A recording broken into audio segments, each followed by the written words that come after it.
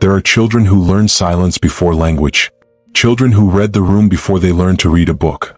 They grow up not in years, but in responsibilities placed quietly on their shoulders the moment the adults around them begin to break. In every family, there is sometimes one child who becomes the emotional anchor long before they understand what it means to carry weight that isn't theirs.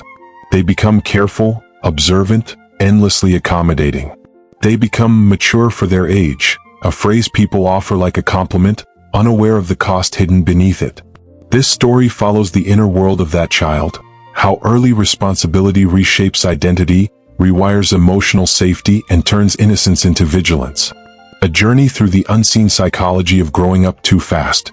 There is a moment, quiet, almost invisible, when a child realizes that the world is heavier than they were told it would be. It doesn't announce itself. It doesn't come with warnings or explanations. It arrives like a small shadow falling across a familiar room, changing nothing at first glance, yet altering the meaning of everything. For a child who grows up too fast, this moment is rarely dramatic. It is not the kind of story people tell later with clear beginnings and endings. It is often a collection of tiny impressions, an adult's trembling voice, a slammed door, whispered arguments through thin walls, or the hollow silence that follows a night of chaos. The child may not understand what is happening, but they understand enough to feel the shift.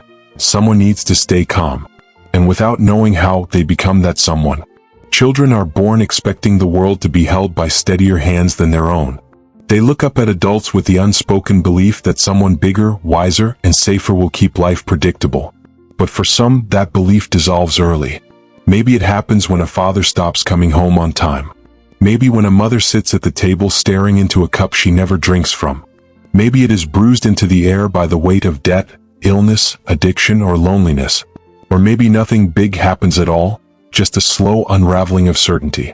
The child notices things before anyone realizes they are paying attention. They learn to read faces before they can read words.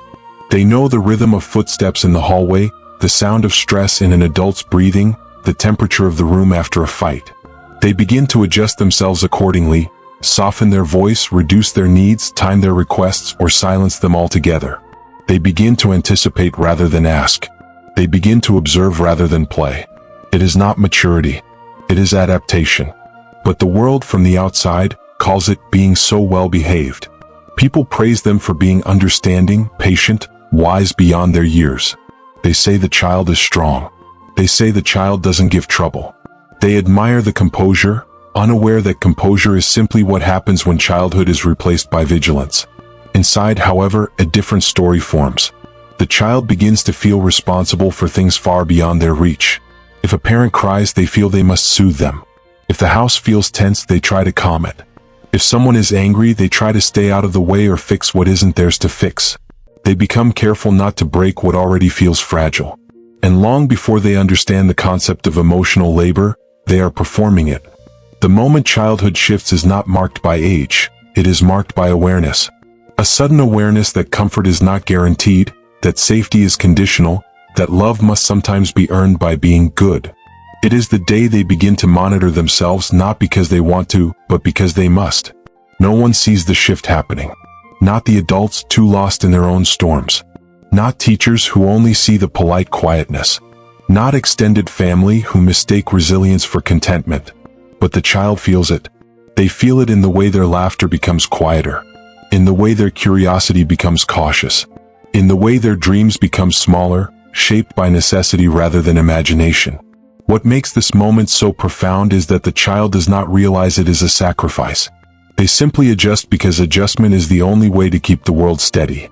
Only years later do they look back and understand that this was the day they began carrying more than they should have. This was the moment innocence became responsibility. This was when they stopped being just a child and became something else. Something quieter, more watchful, more attuned to everyone else's needs. The shift is subtle. But once it happens, nothing inside them grows the same way again. Every child who grows up too fast has an origin story, though it rarely looks like one. It doesn't begin with a single dramatic turning point, but with a slow accumulation of moments that teach them again and again that the adults around them cannot always hold the world steady. And so the child begins to hold it themselves. Sometimes the origin lies in a home where emotions rise and fall like unpredictable weather. A parent who is overwhelmed, another who is absent, a household where affection is inconsistent or conditional. The child observes these imbalances long before anyone realizes they are watching. They learn to predict the night by the sound of the afternoon. They sense tension before words confirm it. They feel responsible long before the idea of responsibility makes sense. Other times the shift begins in families touched by illness, physical or emotional. A parent in chronic pain. A guardian battling depression. A caregiver too exhausted to be the steady presence a young mind needs. The child sees the struggle and instinctively steps forward. They fetch, they comfort, they stay quiet, they adapt. They take on invisible roles: listener, peacekeeper, helper, stabilizer. These roles, meant to be temporary, slowly become identity. In some households, the child becomes the responsible one because someone else is not. An older sibling who rebels. A parent who drinks. A caregiver who disappears into their own past wounds. When chaos becomes routine, the child understands, without being told, that someone needs to hold the line. And because they are the most sensitive to the emotional climate, they become the one who does. But sometimes the origins are even more subtle. A perfectionist parent who never learns softness. A well-meaning caregiver who confuses maturity with obedience. A family culture where children are praised for being quiet, composed, useful. In these environments, the child learns early that love is easier to earn when they suppress their needs. They learn that approval comes when they perform stability. So they grow into the role naturally, quietly, almost invisibly. The world sees a good kid. A child who never causes problems. A student who follows rules flawlessly. A sibling who helps without being asked. But internally the child is becoming something else entirely. A buffer. A bridge. A caretaker in a body too small for the job. The mantle of responsibility does not arrive fairly. It is not offered, it is absorbed. It settles onto the child's shoulders through repetition.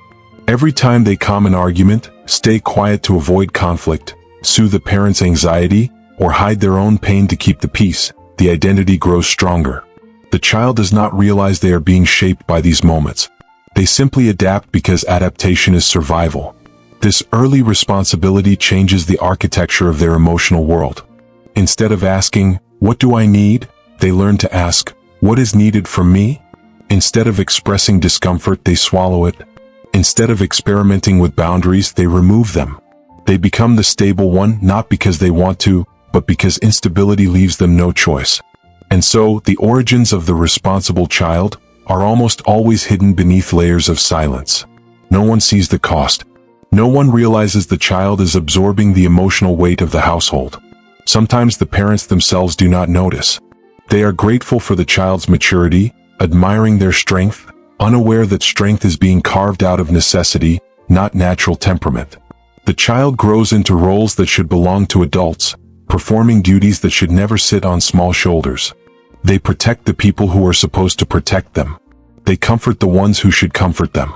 They stabilize the world not because they are ready to, but because no one else seems able to. These origins leave marks, gentle, invisible, long-lasting. Marks that follow them into adulthood, shaping how they love, how they trust, how they carry stress. But in these early moments, the child is simply trying to make the world safe enough to live in. And that is how responsibility becomes identity. Quietly, slowly, inevitably. A child who grows up too fast does not just change emotionally. Their brain, their body, their nervous system, everything begins to reorganize itself around survival. What looks like maturity on the outside is often the result of neurological patterns built in response to chronic stress, unpredictability, or emotional absence. The brain of a child is a landscape still under construction. Every experience, soothing or frightening, etches itself into their developing nervous system. And when the environment is unstable, the brain learns to stay alert. It rewires itself to anticipate danger, decode emotional cues, and prioritize the safety of others over its own sense of ease. This is where hypervigilance begins. Not as a choice, not as a personality trait, but as a biological adaptation. The child scans the world for signs, tone shifts, footsteps, micro-expressions, long before anyone notices their perceptiveness. Their amygdala, the part of the brain that processes fear and threat, becomes more active, more sensitive. Small uncertainties feel larger. Quiet tension feels louder. The body learns that calm is temporary and must be watched carefully. At the same time, the prefrontal cortex, the part responsible for planning, problem-solving, and emotional regulation, develops faster than expected. The child becomes skilled at managing crises, predicting outcomes, and suppressing impulses. Adults see this and call it maturity, but the brain knows it as adaptation. It knows it as preparing for the next unexpected shift. This is the science of growing up early. The brain, under repeated stress, accelerates certain functions while sacrificing others. Attachment theory also plays a role. When caregivers are inconsistent, sometimes loving, sometimes distant, the child's brain learns to work for emotional security. They become attuned to the needs of others because attunement becomes a form of safety. They learn that closeness is fragile, that affection might disappear if they make the wrong move. And so their nervous system orients itself around maintaining harmony. This creates what psychologists call parentification. Not always in extreme ways. Sometimes it is subtle, invisible. Emotional parentification happens when the child becomes a confidant, a supporter, an emotional anchor for a parent. Instrumental parentification happens when they take on tasks, cooking, cleaning, caring for siblings, beyond their years. Both forms change the child's brain. Both create a sense of responsibility that feels like instinct rather than burden. Meanwhile, the body remains in a state of heightened alertness. Cortisol, the stress hormone, lingers longer than it should. The child becomes used to holding tension in their muscles, breath, and posture. Stillness begins to feel unsafe. Relaxation becomes unfamiliar. Even in peaceful moments, the nervous system waits for the next shift. This is why, later in life, the prematurely grown child may struggle with rest, trust, vulnerability, or uncertainty. Their brain learned early that safety is not reliable, and releasing control feels like stepping into danger. Yet there is also a quieter side to this adaptation. The same brain that learned vigilance also learned empathy. It learned to read emotions with precision. It learned patience, sensitivity, and a deep awareness of others. These are not just survival mechanisms, they become lifelong strengths. The prematurely grown child becomes the friend who notices the unspoken, the partner who senses emotional changes before words are spoken, the adult who carries compassion effortlessly. But the cost of these abilities is real. The brain that learned to grow up early did so at the expense of ease, at the expense of innocence, at the expense of having a childhood untouched by adult burdens. From the outside, this child appears strong, but inside, their nervous system is always negotiating with the past. And yet, this too is part of the story, how the brain adapts to protect the child in ways both beautiful and heartbreaking. How it molds resilience and tenderness from the same material. How it chooses survival first, and only later learns what it lost along the way. The child who grows up too fast learns to live in two worlds at once. One is visible, shaped by expectation, duty, and the quiet performance of composure. The other is hidden, made of unmet needs, unspoken longings, and a delicate ache that has no name. It is here, in this private landscape, that the inner conflict quietly thrives. On the outside, they are competent, reliable, and often admired. Teachers praise their focus. Friends rely on them. Parents nod at their maturity. But internally, they wrestle with feelings that are often contradictory, confusing, and deeply isolating. They want comfort but cannot ask for it. They crave care but fear burdening others. They long to rest, but the weight of responsibility whispers that rest is a luxury they cannot afford. Guilt becomes an intimate companion. It is the guilt of thinking about oneself when others are in need. The guilt of wanting play when there is work to do.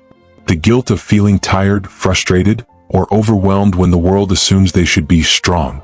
Resentment quietly blooms alongside guilt, though it is rarely acknowledged. They may not speak it aloud, but in small ways it manifests. A tightened jaw, a subtle withdrawal, or moments of quiet irritation with those they love most. It is not rebellion. It is the body whispering, "I am carrying too much." And yet, even this resentment feels forbidden. How could they resent those they are meant to protect, or those they love, when love itself has taught them vigilance and patience? Self-blame is another shadow in this landscape.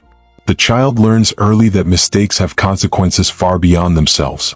They internalize responsibility so fully that failure, imperfection, or hesitation becomes a moral fault. Every misstep is magnified through the lens of care for others. The inner dialogue is relentless, often saying, "I should have been better. I should have done more. I should have seen it coming."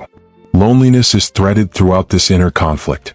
Even in rooms full of people, the prematurely grown child can feel isolated. They are emotionally aware in ways peers are not.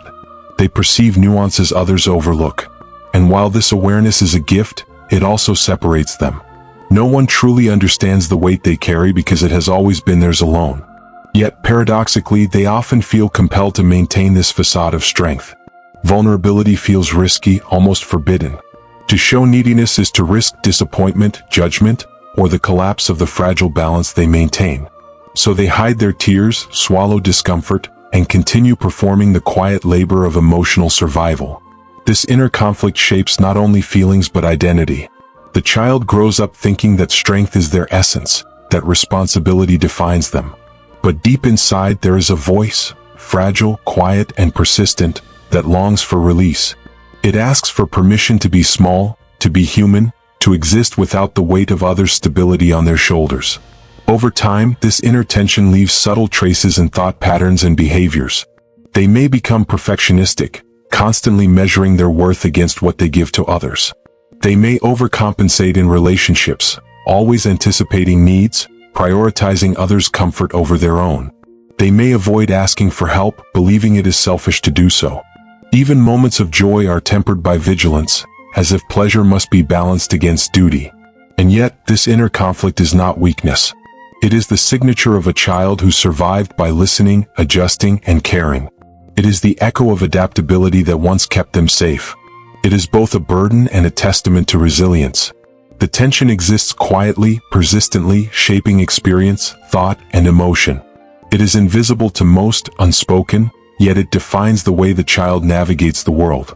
And in understanding it, one begins to glimpse not only the cost of growing up too fast, but the depth of courage it required to carry the world before they could stand firmly in their own.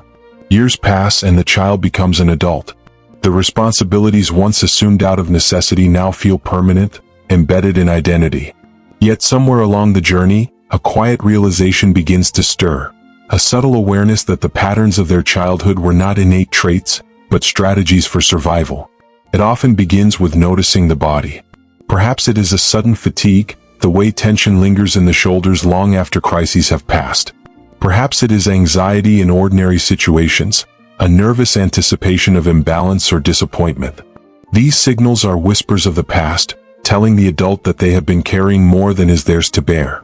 They begin to see how their early vigilance shaped their adult relationships. They notice the compulsion to manage others' emotions, to anticipate needs, to smooth discomfort before it surfaces. They recognize the patterns of perfectionism, overachievement, or self-silencing. And slowly, they begin to understand that these are echoes of a childhood where stability was never guaranteed. This realization can arrive gently as a series of quiet observations, or it can strike abruptly, sometimes triggered by failure, burnout, or the emotional distance of a loved one. Either way, it carries both relief and sorrow. Relief because the adult can finally name the strategy. Sorrow because it becomes clear that so much of life was spent in adaptation rather than true freedom. The adult may notice how the need to control, anticipate, and provide has interfered with intimacy. They may see that vulnerability, once terrifying in a child, remains equally daunting now. They recognize the persistent guilt of self-care, the hesitation to ask for support, the subtle internal voice that questions, "Am I allowed to rest?" Yet within this awareness lies a turning point. Understanding is not mastery, but it is a form of recognition, a first step toward choice. They begin to differentiate between who they are and the roles they assumed for survival. They see that responsibility was never the whole of their identity. Beneath it lies a child who longed to play, to rest, to feel safe simply by existing. This quiet realization also brings compassion toward themselves and the adults who could not provide the security they needed.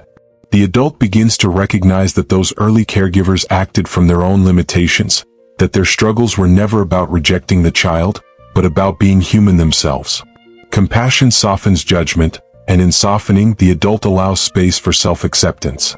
It is here, in this awareness, that the seeds of change are planted. The adult may start noticing when patterns repeat, overextending, overcompensating, suppressing needs. They may begin small experiments with saying no, asking for help, or resting without guilt. Each act is a quiet rebellion against the constraints imposed in childhood, a reclaiming of the self that was deferred for survival. Yet this realization is rarely dramatic. There is no sudden liberation, no cinematic unveiling. Instead, it unfolds gradually, like sunlight filtering through a window over hours, illuminating corners previously ignored. It is a soft, persistent light, enough to reveal both the burden and the resilience, both the loss and the capacity to heal. The quiet realization in adulthood is profound because it is deeply human. It acknowledges that early responsibility shaped the mind and heart, that adaptation was necessary, and that survival was an achievement. And at the same time, it gently opens the door to choice, allowing the adult to imagine life not dictated by the child they were forced to become, but informed by the child they always were. The path forward is not immediate and it is not linear, but recognition is the first step. Awareness becomes a mirror in which the adult can see both the weight carried and the wings waiting to unfold. In that reflection lies possibility, and in that possibility, a new relationship with self begins. Healing does not arrive all at once. It does not appear like a revelation or a sudden transformation. It begins quietly, almost imperceptibly, in the small acts of noticing and choosing differently. The adult who grew up too fast starts to recognize that the roles they assumed were necessary once, but no longer define who they are. And slowly they begin to piece together a new self, one that balances care for others with care for themselves. This reconstruction is deliberate yet gentle. It begins with awareness, observing patterns of overextension, people-pleasing, and self-suppression. They see the old survival strategies for what they were, tools, not intrinsic identity. Each recognition becomes a small act of liberation, a permission slip for the parts of themselves that were deferred or hidden. Self-compassion becomes the cornerstone of this process. The adult learns to forgive the child they once were, to honor the resilience that allowed them to survive, and to acknowledge the sacrifices made without resentment. They recognize that the child did not choose this path, and the adult they have become is not flawed for bearing it. Compassion allows the adult to approach themselves without judgment, softening the edges of a life once hardened by necessity. Boundaries, long neglected or suppressed, slowly take shape. Learning to say no, to delegate, or to step back is an act of self-preservation that once felt selfish. Now it is understood as essential. Boundaries do not diminish care for others. They ensure that care is sustainable.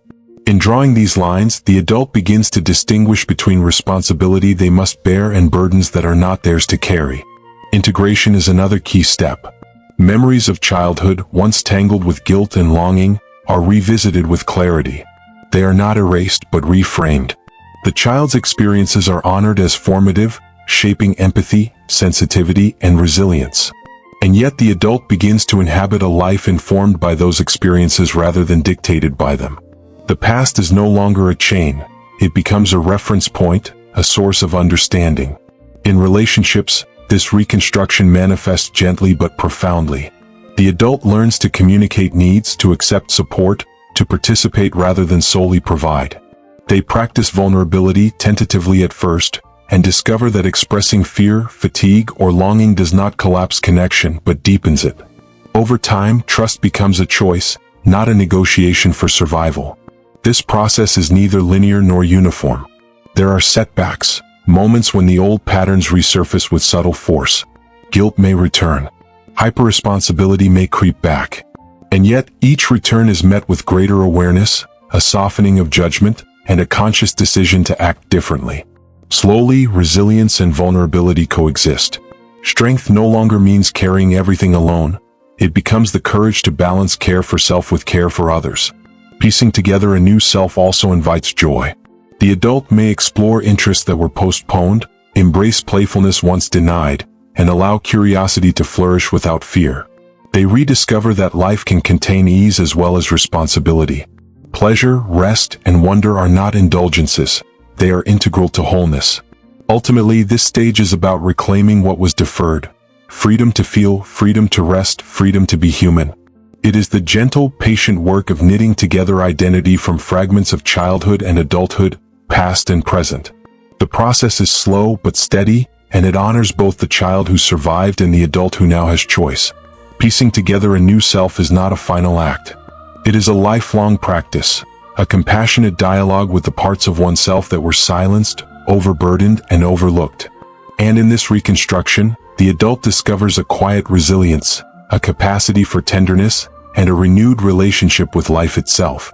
There comes a moment, often quiet and unexpected, when the adult realizes they have been carrying the child inside them all along. Not as a memory only, but as a living presence, small, tender, and patient, waiting for acknowledgement. The child who once grew up too fast is still there, still curious, still longing to play, to rest, to feel unburdened. And in this gentle return, the adult begins to reunite with what was deferred for survival. This return is not forced. It does not demand perfection or dramatic gestures or instant transformation. It begins with noticing, the lingering desire to be comforted, the soft yearning for simplicity, the quiet fascination with things that once brought joy. Slowly, permission is granted, to breathe, to rest, to laugh without caution, to feel without apology. The adult starts to offer themselves the care they gave away for so long. They allow moments of stillness not as indulgence but as necessity. They embrace solitude not as loneliness, but as the space to hear the quiet voice of the inner child. They touch the edges of playfulness, curiosity, and wonder, understanding that these were never lost. They were merely waiting, patient, beneath layers of adaptation and duty. Reconnection also brings tenderness. The adult sees the child's resilience not as a burden, but as an extraordinary act of courage. They honor the vigilance, the sensitivity, and the care that kept the household together. And with this honor comes compassion, for the child, for the adults who were themselves limited, and for the adult self who has navigated decades of adaptation. Compassion becomes both balm and bridge, linking the past to the present with gentle understanding. In these quiet acts, healing emerges. It is subtle, often invisible to the world, yet profoundly transformative. The adult learns to integrate vigilance with ease, responsibility with play, empathy with self-care. Patterns that once confined now exist in balance. They are not abandoned but tempered by awareness, allowing resilience to coexist with vulnerability, strength to coexist with softness. Freedom, in this context, is neither dramatic nor absolute. It is the quiet realization that life can be lived without carrying every weight alone. That one can love without extinguishing one's own needs. That rest is not betrayal, nor play frivolous, nor joy indulgent. Freedom is the permission to inhabit one's life fully, as both the child who once survived and the adult who now chooses. There is poetry in this integration. Life is no longer only survival, it is rhythm, nuance, and texture. The adult learns to notice the sunlight on walls, the quiet cadence of footsteps, the resonance of laughter that once seemed distant. Everyday moments, once overshadowed by necessity, now carry tenderness, meaning, and delight. In this reclamation, the inner child becomes a companion, not a shadow. This return is not a negation of strength or responsibility, but an expansion of them. The adult discovers that resilience does not require hardness, that care for others need not erase care for self, and that the bravest act is often allowing oneself to rest, feel, and be seen. And in this gentle reuniting, the narrative comes full circle. The child who grew up too fast is honored, not for sacrifice alone, but for the depth of humanity they embodied. The adult emerges with softened edges, tempered awareness, and a capacity to live fully in both past and present. Life becomes a meditation, a gentle balance between vigilance and ease, between giving and receiving, between the child who once had to grow up fast and the adult who finally has space to simply be. And in that space there is quiet bravery, enduring tenderness, and the profound beauty of coming home to oneself.